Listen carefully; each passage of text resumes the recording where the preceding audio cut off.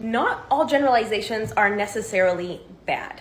And especially when we're talking about moving to other countries and adapting to living in a different country. So sometimes when I speak about maybe generalizations that French people have about Americans, people get super offended if it doesn't apply to them specifically, or just the fact that they're generalizations at all. But obviously not all generalizations are inaccurate or bad.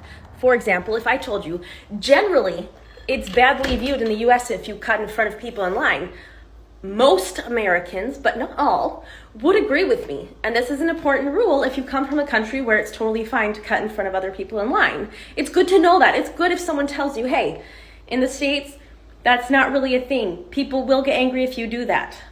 If somebody offers you a service, it's really polite to say thank you in America. That is a generalization.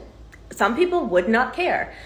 But it's also an important generalization to make so that people that are coming here can make more informed choices about what's going to help them better integrate.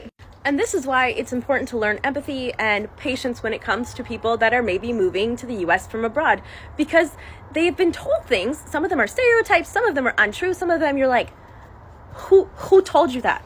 But maybe it was their English teacher in 10th grade who was convinced that this thing they'd learned from a friend about the US was completely true. And so the person goes to the US with this generalization, not because they're a bad person or they're putting everyone in a box, but because they've been told, hey, like this is common sense in the US.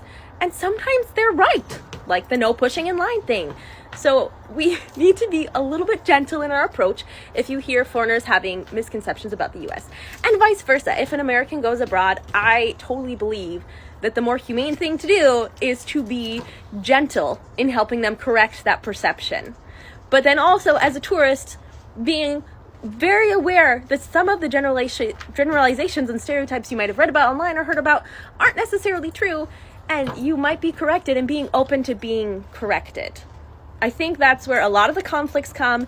It's when you go abroad or someone comes here and they just double down when all of the people that live there and have been born there are telling them that's not true. That's when people start being like, oh my gosh, the arrogance, the entitlement, and that's when it starts getting really annoying.